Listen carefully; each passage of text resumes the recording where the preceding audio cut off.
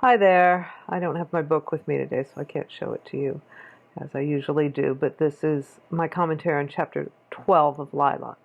So, in Zen and the Art of Motorcycle Maintenance, there's a lot of talk of the high country of the mind. And there's a nice topographical travelogue juxtaposition with Beartooth Pass and the surrounding area. And this is an actual place where Pirsig and, of course, Phaedrus in the book would go and think, undisturbed, for days on end sometimes, sort of camping out. This sort of thinking he's doing is considered the highest plane of thought, which is metaphysics. It takes a lot of effort to get there, and more effort when you arrive, but unless you can make the journey, you're confined to one valley of thought all your life. Now, what he's saying here, to my ears at least, is the problem we're having, say, in some of, for example, the YouTube discussions, that there's this disparity in the underlying structure, the underlying suppositions of people's perception of reality. There's a materialistic, and then there's the value-oriented, and then there's some combinations in between. And a lot of the problems, and we're going to talk about this in this chapter, why there are such problems, is because of this very different lens on reality, very different metaphysical understanding of reality. So if you don't make the journey, you don't enter the valley, and then you don't go up the mountain and then enter the next valley. So Phaedrus is talking about metaphysics in general, the understanding of the basic principles of reality.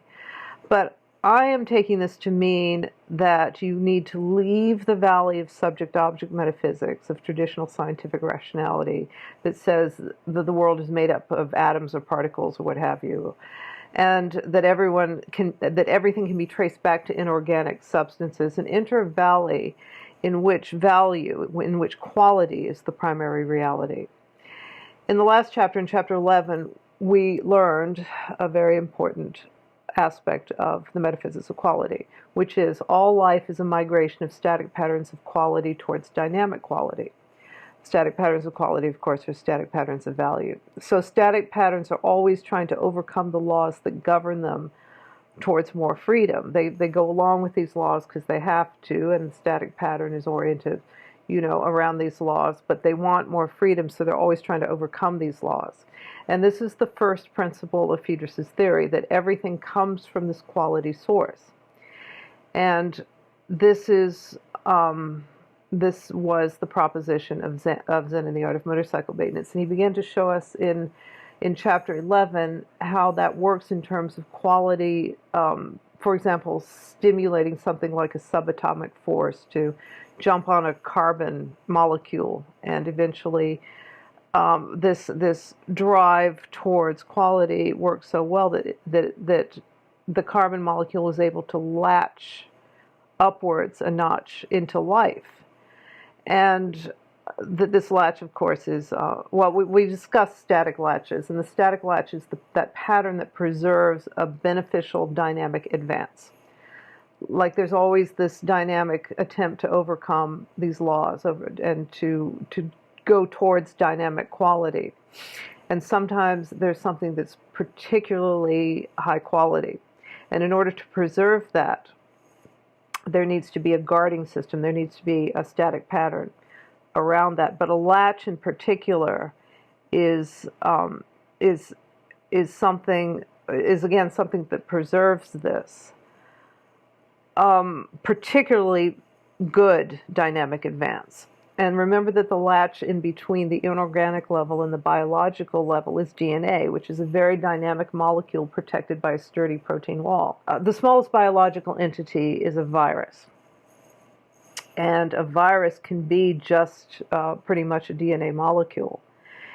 And a virus isn't exactly alive, but it isn't dead either. It's this latch in between the inorganic level and the biological level. So anyway, in this chapter he introduces the levels, and this is an extremely important aspect. It pretty much is the philosophy in a lot of ways. And from here on, this is what is going to drive further investigation. In this plane of understanding, static patterns of value are divided into four systems: inorganic patterns, biological patterns, social patterns, and intellectual patterns. They are exhaustive. That's all there are. If you construct an encyclopedia of four topics, inorganic, biological, social, intellectual, nothing is left out. No thing, that is. Only dynamic quality, which cannot be described in any encyclopedia, is absent. Then he gives us the second principle of his philosophy, that these levels operate separately, although they are supported by each other. But although the four systems are exhaustive, they are not exclusive. They all operate at the same time and in ways that are almost independent of each other. So we've delineated these four patterns, and you can find reference to them implicit and explicit in many human endeavors, from science to literature. It is logical. A rational mind will say, yes, this division makes a lot of rational sense. However, in science, in subject-object understanding, let's just say the scientific understanding of reality, which in our Western world is considered the highest level of understanding. These levels are considered to be linked in a linear fashion to each other, but they are not linked in that way in the Metaphysics Equality. Although each higher level is built on a lower one, it is not an extension of that lower level. Quite the contrary, the higher level can often be seen in opposition to the lower level, dominating it, controlling it where possible for its own purposes. This observation is impossible in a substance-dominated metaphysics, where everything has to be an extension of matter. That's what I was saying. But now atoms and molecules are just one of four levels of static patterns of quality, and there is no intellectual requirement that any level dominate the other three.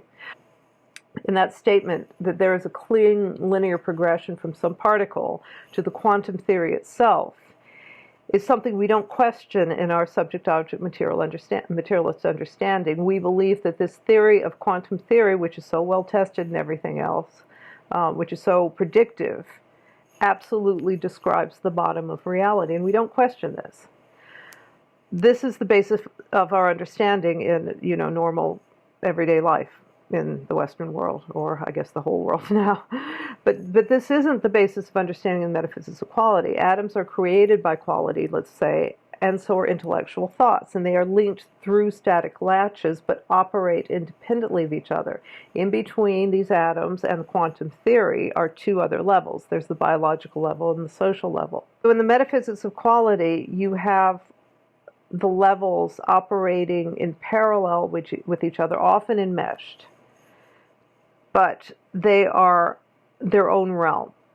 These static latches link them. Quality has created them, and there's a static latch that links one level to the other. But once it's taken off and it goes in its own direction. And you can find, for example, yes, you can find atoms making up organic brain tissue, which hold the social patterns that inform our intellect, but they are only related in a supportive way, and often they're in conflict, as he was saying. Of course, let's say we were talking about evolutionary biology and psychology. We're talking about that a lot these days, and an evolutionist might say, well, what I should say is a big problem, we're going to talk about this a lot, is scientists tend to ignore the other two levels. They tend to, again, base everything in inorganic material reality, and see this as the basis for everything, and everything can be explained by various combinations of this inorganic material. Of course, an evolutionist would say, well, we actually do see the biological level, and while we assert that elements and atoms make up biology, we see that level, and this makes us very open-minded as scientists. Evolutionary biology is a monumental thing, because we're actually seeing this biological level, acknowledging it, and that makes us so enlightened. What they're doing is the same thing scientists do, which is saying that the social level is merely an extension of biology. And this is biology, in fact, through the evolutionary lens, you're going to have our behavior explained through this early animalistic behavior, and you can explain there's a causal effect from this to everything that happens in the human domain, and the social level is explained away by biology. there's a utilitarian understanding of, say, religion or human behavior. They will always explain human behavior through some lens. Well, the purpose of this, some teleological thing, well, the real purpose of this behavior that's perplexing that we don't understand is easy to understand when you see that the monkeys did this, that, and the other thing. So there's a determinism implied, and determinism is at that biological level, which mirrors the inorganic. That deterministic understanding of biology is a version of understanding things at the atomic level. So the notion that each level is separate and operates with its own values and its own will is not something that these enlightened evolutionary thinkers are going to acknowledge or support. So Feeders gives us a great analogy of how the levels support each other yet operate separately, and that's the relation of hardware to software. And this is through his understanding, which is when he was a hardware engineer in the late 50s and early 60s, and it was very hands-on. It was probably more like motorcycle maintenance, a lot more like motorcycle maintenance than it is now. You know, the electronic automation wasn't involved. So you get a real visceral sense of the moving from one level to the other. Trying to explain social moral patterns in terms of inorganic chemistry patterns is like trying to explain the plot of a word processor novel in terms of the computer's electronics. So you can't do it. You can see how the circuits make the novel possible, but they do not provide a plot for the novel. The novel is its own set of patterns. Similarly, the biological patterns of life and the molecular patterns of organic chemistry have a machine language interface called DNA, but that does not mean that the carbon or hydrogen or oxygen atoms possess or guide life. A primary occupation of every level of evolution seems to be offering freedom from the lower levels of evolution, but as the higher level gets more sophisticated, it goes off on purposes of its own. That means that the social level has purposes of its own. You can't explain the stuff. You can't explain human behavior. You can see a parallel in evolutionary understanding, and you can see how there is a supportive element in, for example, the animal brain, which reacts in a very similar way to an actual animal, but that does not, and this can support social behavior, but it doesn't explain it. Social behavior is its own thing, and that's a really important thing to understand in the Metaphysics Equality. And he also has in this computer analogy, he's got a very interesting one for the static latch. It isn't necessary for a programmer to learn circuit design. Neither is it necessary for a hardware technician to learn programming. The two sets of patterns are independent, except for a memory map and a tiny isthmus of information called the machine language instruction repertoire, a list so small you could write it on a single page. The electronic circuits and the programs existing in the same computer at the same time have nothing whatsoever to do with each other. That's the latch that unites the two, that allows them to operate together, but they're still independent, as he's described in the previous paragraph.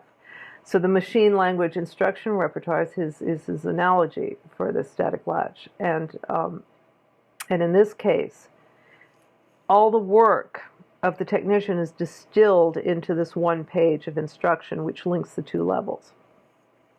So it's interesting because he says the whole symphony of circuits he has engineered becomes the basic unit linking the electronic part of the computer to the programming part. When he got into programming, he found that this symphony of electronic circuits was considered to be a mere single note in a whole other symphony that had no resemblance to the first one. Even in this narrow isthmus between these two sets of static patterns called hardware and software, there was still no direct interchange of meaning. And then there's a very good paragraph which explains this relationship in a way we can really understand, and this will help us as we go forward exploring the relationship and independence of these levels. Certainly the novel cannot exist in the computer without a parallel pattern of voltages to support it, but that does not mean the novel is an expression or property of this voltages. This paragraph is really important. It doesn't have to exist in any electronic circuits at all. It can also reside in magnetic domains or on a disc or drum or tape. Yeah, this is, a while ago. But again, it is not composed of magnetic domains, nor is it possessed by them. It can reside in a notebook, but it is not composed of or possessed by the ink and paper. That's a good one for us analog types.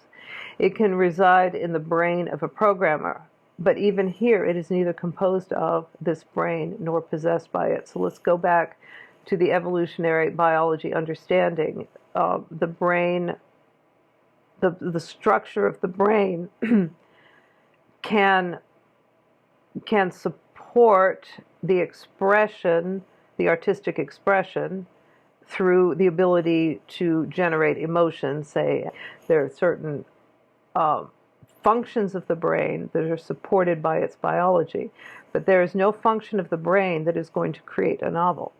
That's the domain of the social and the intellectual. Now, having explained the levels and their relationship to one another, he's going to wrestle some platypi. And there are some big, important platypi that have been consternating philosophers for centuries. And these are value, what is value, the mind-matter problem, free will versus determinism, and morality itself. And these are going to be explained through the lens of the Metaphysics Equality. And while this may not completely sell you on the Metaphysics Equality, they're really worth thinking about, because the Metaphysics Equality will explain these in a very clear and intelligible way.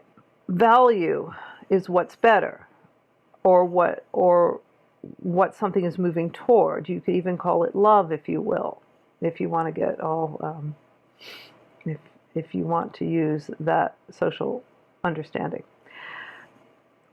But he points out that a force that holds atoms together and a value that coheres a nation are different. Peters has previously indicated that these values are related to each other, but it's going to be very difficult to understand that it is value that causes a thing to adhere and subsequently exist. The value of the inorganic level can be something like an inorganic, like a subatomic force, which is an inorganic pattern of value.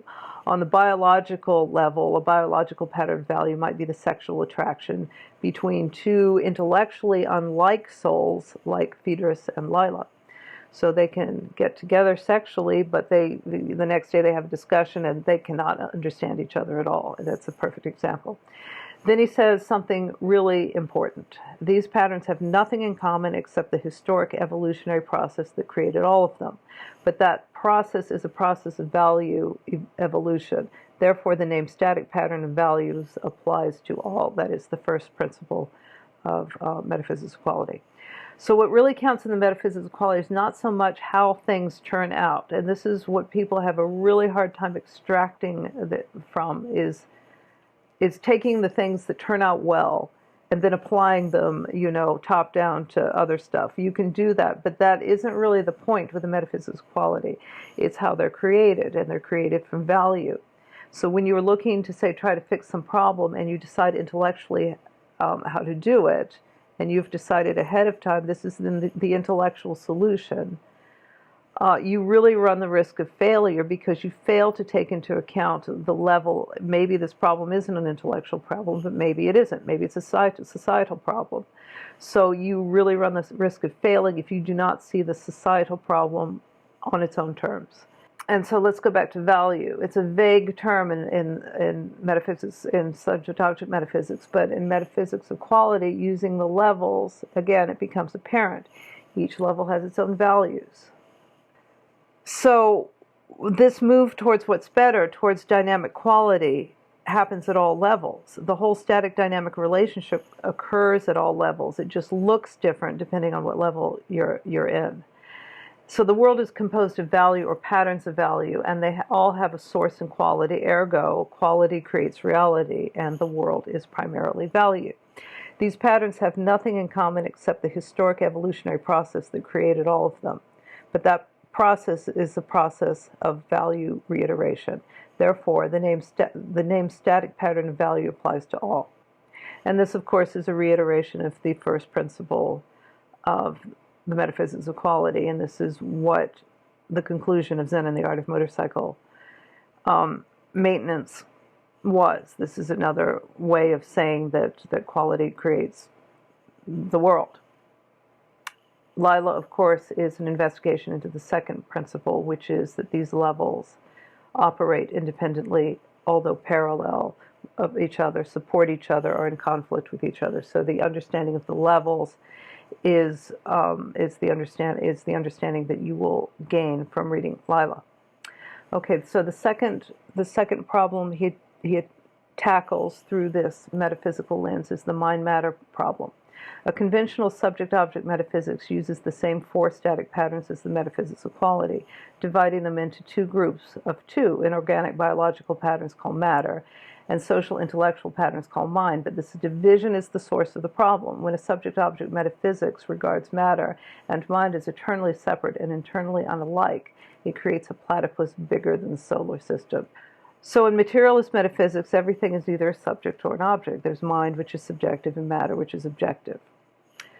So how is this problem of mind-matter dealt with in a materialist understanding? One answer is to fudge both mind and matter and the whole question that goes with them into another platypus called man. Man has a body, therefore is not himself a body, and he also has a mind, and therefore is not himself a mind. But if one asks, what is this man, which is not a body and not a mind, one does not come up with anything. There isn't any man independent of the patterns. Man is the patterns. So matter are inorganic patterns of value, and mind is a collection of biological, social, and intellectual patterns of value, and you can use the term man to describe this whole gamut of patterns, because obviously the biological patterns are supported by the inorganic patterns, and the inorganic patterns do figure into this whole collection of patterns. So it's really important to understand that our language gives us the impression of these separate entities, and language has made this categorization of things indispensable, so we kind of have to use it. It's a tool. But when you say something like man or mankind, it's important to parse out the levels you are thinking of when you are using these words. In our head, man is a thing, a human being, or whatever you want to say. But just because a word names something doesn't make it a singular entity, doesn't make it a primary entity, a metaphysical or axiomatic thing. The point is, we need to be thinking in terms of these levels. Otherwise, we are going to have a lot of things that aren't going to be explained. All ways of thinking, he says, about mind-matter can be correct in the right context, but in my humble opinion, this metaphysics is the best and most complete understanding of reality, and it's the one philosophy I've come across that doesn't produce all these odd little animals that have to be ignored. On the contrary, everything can be understood intelligibly through the lens of this metaphysics. This is not the customary way of thinking, but when you stop to think about it, you wonder how you ever got conned into thinking otherwise. What, after all, is the likelihood that an atom possesses within its own structure enough information to build the city of New York? Biological and social intellectual patterns are not the possessions of substance, are not the possession of substance. The laws that create and destroy these patterns are not the laws of electrons, protons, and other elementary particles. The forces that create and destroy these patterns are the forces of value. And that's one important key to understanding the metaphysics equality, that it's not a customary way of thinking. It's the other valley over the ridge that you have to climb starting from the first valley. It's making that mental shift from thinking of axioms being grounded in atomic particles to only having one big axiom, which is quality. And where we really get tripped up, again, I've already touched on this, but where we're really getting tripped up is that the social level is often dismissed or explained away through, again, evolutionary biology, evolutionary psychology, what have you. One thing to realize with metaphysics equality is that these ways of thinking are perfectly valid. You know, all these other ways of thinking are perfectly valid if you're working on sets of problems contained in whatever framework you're using. What is invalid is to assume that because a theory explains what you're observing in an intelligible way and has a predictive quality within that framework, that somehow this theory can explain everything. Metaphysics equality is a metaphysics that's so basic, it is so inclusive, and this makes for a lot more clarity. It's a leap through to see things in this way. I get it. You know, it's a real leap of cognition, I guess you would say. And seeing the levels as separate but supportive or sometimes conflictual, with 4 types of value, and these patterns originating in and migrating toward a common value, which is dynamic quality, then these things make a lot more sense, and you can work within your lens, whatever your lens is, whatever your specialty is, at the same time being able to step out of any given situation or endeavor and review it through the lens of metaphysics equality. And sometimes this can really help you line things up. Maybe the stepping out is related to the mu state. And if you remember back in Zen and the Art of Motorcycle Maintenance, there was always the stepping back and reorienting yourself when you didn't seem to be able to connect with quality. So that's another way of saying that. Both mind and matter are completely separate evolutionary levels of static patterns of value, and as such are capable of each containing the other without contradiction. He gives us a hint at the problem we are facing now, which is that science and religion just cannot see eye to eye. The mind-matter paradoxes seem to exist because the connecting links between these 2 levels of value have been disregarded. 2 terms are missing: biology and society. Mental patterns do not originate out of organic nature. They originate out of society, which originates out of biology, which originates out of inorganic nature. Intellect is an amazing thing. It's quite arrogant, though, and I like the metaphor, or I like the archetype or the mythological figure of Lucifer, who represents pure intellect. And pure intellect, as we know, has removed us from God, as we came to believe we can do everything God had, because we can predictably control the environment. We can predictably control material reality. And if you look where technology has taken us, it's small wonder that we revere intellect to such a degree. But this has led to the myth that intellect can glean truth from the inorganic level and ignore the levels in between, to completely disregard them. But there's no connection between these levels, just an intellectual observation, and the intellect developed from social patterns. In fact, the rejection of God, as you see by the new atheists, as many have pointed out, is really just a flip side of a reaction to materialist fundamentalists. Both these sides are seeing things scientifically.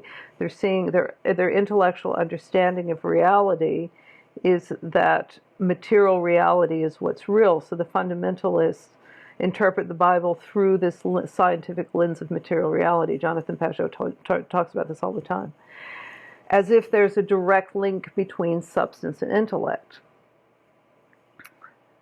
Intellect believes it knows what it knows through impartial observation, but as the atomic physicist Niels Bohr said, we are suspended in language. Our intellectual description of nature is always culturally derived. So the last problem, now the second to last problem, is free will versus determinism. And this perplexing problem has dire implications if one goes one way or the other. And it's still debated incessantly on philosophy blogs, but the Metaphysics Equality offers a very simple solution. In the Metaphysics Equality, this dilemma doesn't come up. To the extent that one's behavior is controlled by static patterns of quality is without choice, but to the extent that one follows dynamic quality, which is undefinable, one's behavior is free. And remember that we are immersed in what Pirsig referred to as the mythos, which is the sum total of all our social heritage. And this has a deterministic influence on us in the sense that our whole being is populated with this way of understanding. It is difficult to break free of these patterns. It is impossible to break free of them, of some of them completely. Things like psychedelics, for example, can help you break free of some of these patterns, some of these intellectual patterns, even to give you greater clarity of our social patterns. But we also contain biological patterns, and these largely determine our limitations. Remember, man is a collection of these patterns. And this segues into the final problem of morality, and the reason Lila is an inquiry into morals. Whatever laws govern the levels, and each level has their own laws, they are moral laws, even laws which govern the actions of particles. All static patterns, even inorganic ones, are migrating towards freedom, towards what's better. So how would you articulate that? Whether an atom does something, just does things because organic stuff just bumps around aimlessly and sometimes gets lucky, chance, let's just say, or whether there is something like desire to what's better operating, Atoms still do what they do, so this doesn't change the outcome, the observable outcome of atoms, but how you frame it, one way makes a lot more sense than another. You can frame it as chance, or you can frame it as a migration towards dynamic quality, a migration towards what's better.